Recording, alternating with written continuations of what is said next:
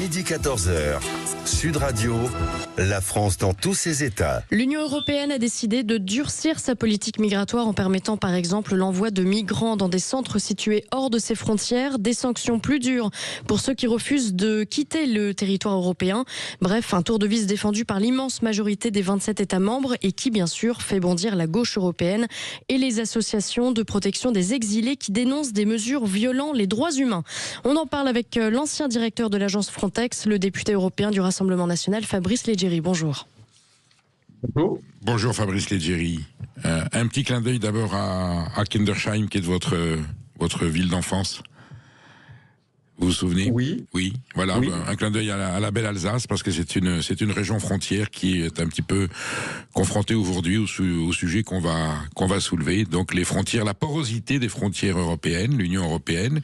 On se souvient des accords de Schengen qui étaient censés nous protéger. Pour autant, nous savons aujourd'hui que les frontières européennes sont devenues une passoire. Vous avez dirigé Frontex, donc vous étiez le mieux placé pour savoir quels étaient les enjeux, et nous nous souvenons que lorsque vous avez rejoint le Rassemblement national, cette adhésion a semé un grand trouble dans la classe politique française, puisque vous étiez un haut fonctionnaire et vous avez assumé ce choix en disant qu'il était temps de prendre des mesures efficaces et de s'engager politiquement, parce que sinon l'Europe courait au-devant de la catastrophe. Où en est-on aujourd'hui, Fabrice Leggeri, de l'arrivée des migrants, des étrangers en Union européenne?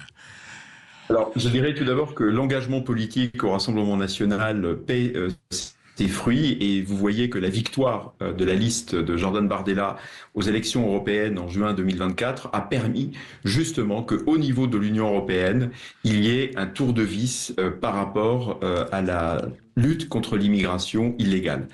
Aujourd'hui, on nous dit que les franchissements de frontières sont en diminution. C'est parce que notre famille politique est également au pouvoir dans un nombre croissant et gagne les élections dans un nombre croissant d'États européens. Et c'est aussi parce que notre travail, le Rassemblement national, avec notre groupe des Patriotes pour l'Europe au Parlement européen, nous pesons et nous venons par exemple de remporter une grande victoire sur la réglementation pays tiers sûr, qui va permettre de renvoyer des demandeurs d'asile sans avoir regardé leur demande d'asile, tout simplement en les renvoyant vers des pays extérieurs à l'Union européenne qui sont considérés comme des pays tiers sûrs. Tout ça, Fabrice Leggeri, les institutions européennes le savaient. Vous l'aviez dit, c'était public. Pour autant, on considérait que ça n'était pas si grave que ça, qu'on aurait la solution pour éviter des dégâts collatéraux. Là, aujourd'hui, il y a une prise de conscience de la part des institutions européennes. Est-ce qu'il y a des faits précis qui ont prouvé qu'il était temps aujourd'hui de prendre des mesures efficaces ? Il y a aujourd'hui seulement 20% des décisions d'expulsion de migrants illégaux qui sont appliquées dans l'Union européenne. Malheureusement, la France d'Emmanuel Macron est encore moins efficace, puisque nous arrivons à peine à 7 ou 8%. Et c'est précisément ce constat qui nous anime, qui anime ma famille politique, mais qui a aussi tirer la sonnette d'alerte de la plupart des États, de la plupart des ministres, et également du commissaire européen de centre droit, qui a décidé finalement d'écouter la demande des États et est tout à fait conscient de notre poids au Parlement européen. On a longtemps montré du doigt la Hongrie de Viktor Orban, accusé d'une forme de xénophobie, État illibéral à la limite de l'autoritarisme. Pourtant, aujourd'hui, on peut considérer que les mesures prises par Viktor Orban pour protéger la Hongrie d'une migration sauvage correspondent un petit peu à ce que l'Europe aurait besoin de mettre en place. Absolument. Viktor Orban a été l'un des premiers à construire une clôture pour protéger sa frontière avec les pays des Balkans. Et aujourd'hui, la plupart des États de l'Union européenne qui ont une vraie frontière terrestre avec des pays non européens ont construit des clôtures. Vous avez visité il y a quelques semaines la clôture polonaise avec la Biélorussie. Mais il y a même l'Espagne des socialistes qui pourtant à Madrid veulent régulariser 500 000 clandestins par an. Eh bien, finalement, ils se rendent compte qu'ils sont obligés de maintenir cette clôture avec pour protéger les enclaves de Ceuta et Melilla.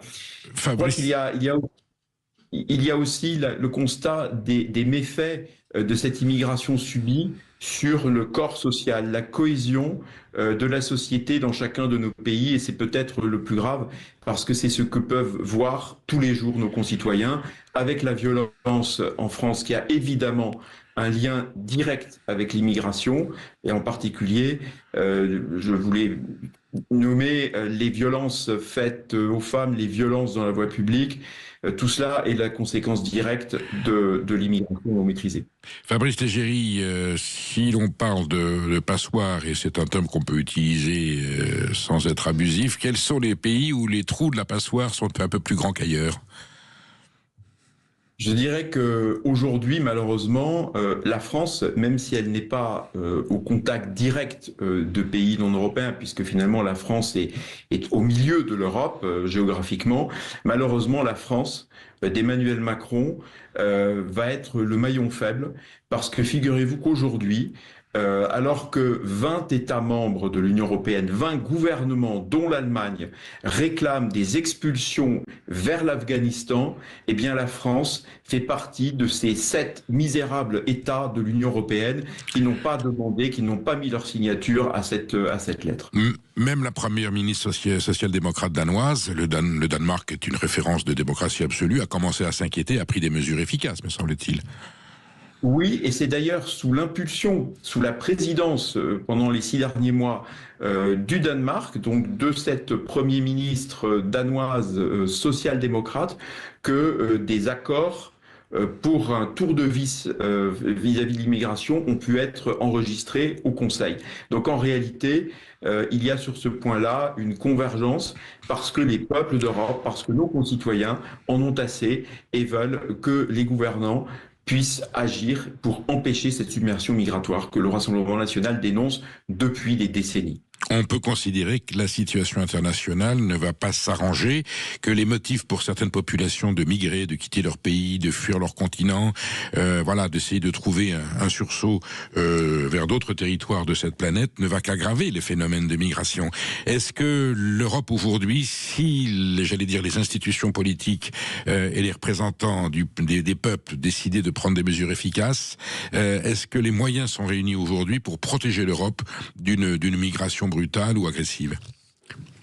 Ce qui est très important, c'est d'avoir la volonté politique. Elle commence à émerger, ce n'est pas suffisant, mais les Français peuvent compter sur le Rassemblement national en France et sur ma famille politique au Parlement européen pour continuer à aller dans ce sens, être exigeants et ambitieux pour protéger les frontières extérieures, pour faire en sorte que les gardes-frontières, et je pense notamment à Frontex, à la garde-frontière européenne, puissent faire son travail et ne pas être empêchés par les chevaux de Troie que sont les ONG infiltrés par la Commission européenne ces dernières années au sein de l'agence Frontex.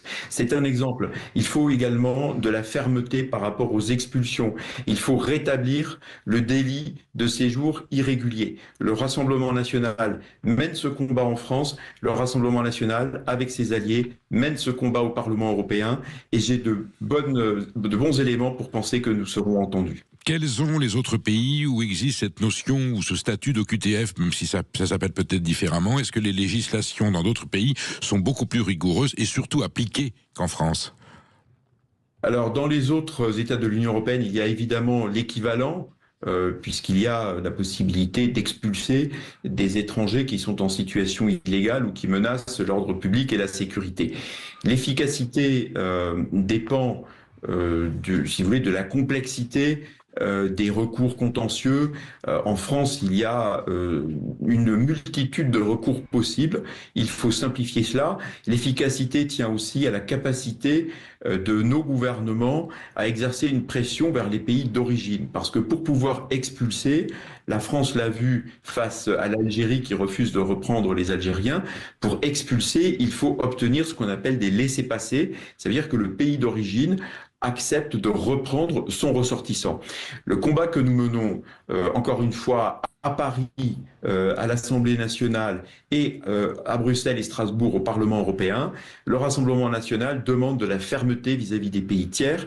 Et en ce qui concerne les expulsions et les projets de texte qui sont en négociation à Bruxelles, j'ai demandé au commissaire européen Magnus Brunner de sérieusement prendre en compte nos amendements qui réclament de pouvoir déployer des sanctions contre les pays d'origine qui ne coopèrent pas. Quel type de sanctions? Refus de visa, donc 0 visa pour les pays non européens qui ne reprennent pas leurs ressortissants, 0 aide économique, 0 aide au développement et 0 transfert financier. Donc nous menons ce combat à la fois à Paris pour peser sur le gouvernement actuel, mais celui-ci ne veut rien entendre parce que, alors même qu'à Bruxelles, la semaine dernière, il y avait un consensus entre les ministres de l'Intérieur pour aller dans le sens de la fermeté, il est malheureux de constater que la France d'Emmanuel Macron, la France avec M. Nunes qui la représentait, était le seul État avec l'Espagne des socialistes à traîner les pieds et à refuser d'aller plus fermement contre l'immigration illégale. Bon, en tout cas, le sujet est devenu d'actualité. On sent que les institutions européennes ont pris conscience et agissent dans le bon sens. On aura l'occasion d'en reparler, monsieur le député. Merci d'avoir été sur Sud Radio aujourd'hui.